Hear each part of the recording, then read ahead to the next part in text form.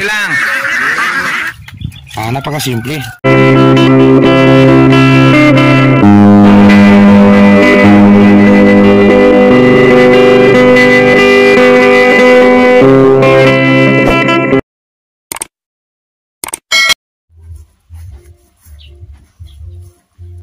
Morning mga kasakto.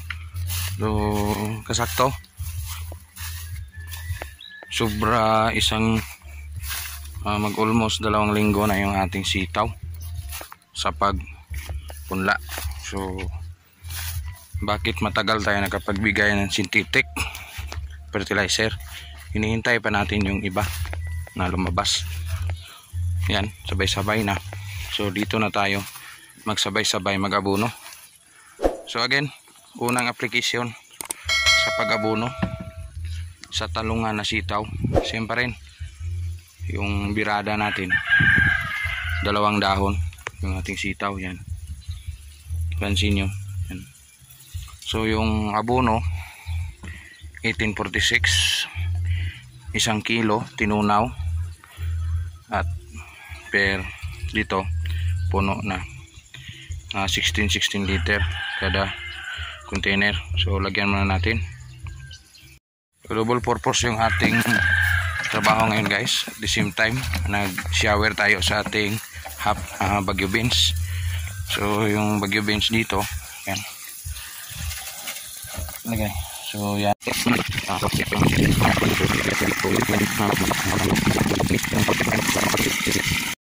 so ito puno na yung ating container.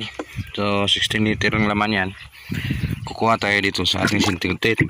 Again, yung ating commercial fertilizer, naglalaman ito ng 1 kilong 1846 at 1 kilong Yara Mila, o yung Unique 16. 2 kilo lang to, binabad natin ng 1 linggo. So ito yung resulta. So sa 2 kilo kukuha tayo ng 2 at 3 tag 150 grams o yung lata ng ligo. Ito yung laman. So yan, sakto yan. Half ng lapad yan, o yung mga lalagyan ng mga inumin, yung mga yung square na inumin, hindi natin banggitin. So yan, ito. So ligo size 3 yan, 3 ganyan sa isang 16 liter, o sa 2. So 3. So ito 3 ito. So yung kasama niya din 3 din yan. So abangan nyo sa pagdilig natin doon. A few moments later.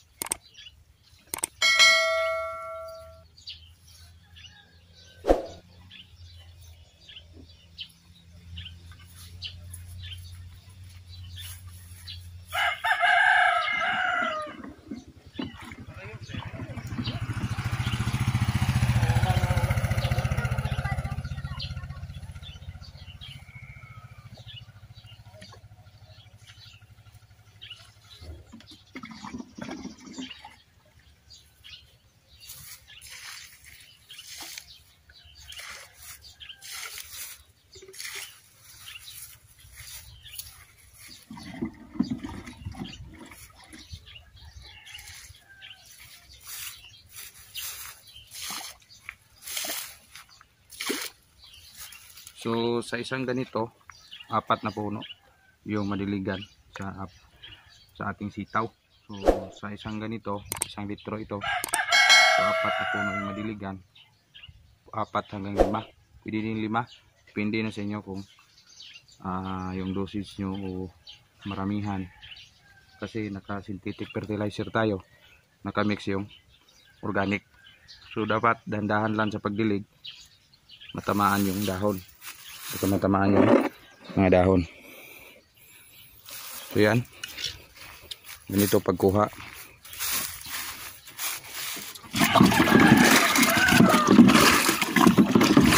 So dapat guys naka mix ng mabuti, kasi yun ang pinaka best result ni fertilizer, kung ma-mix ng mabuti. So apat lang yung ating sitaw is nag-release na niyang pang-apat na dahon. Ayan, may apat na abono. So ito na yung ginawa natin. So sana baybayan nyo yung ating tanim hanggang lumaki, hanggang sa paglago, hanggang sa pag-harvest. Same ni talong. Again, yung tawag natin dito, sitaw na talungan.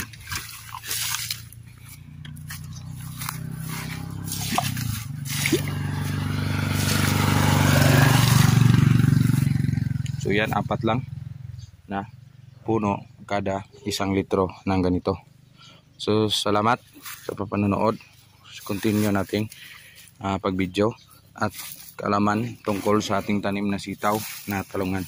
Again, abangan nyo sa next episode nito. Sana yung ating sitaw mag-result na yung abono at aakyat na dito sa puno ng talong. So yun ang pinaka best challenging natin. Kung magawa natin yan, so napaka good result. Sana gumanda. Salamat, Insakto TV.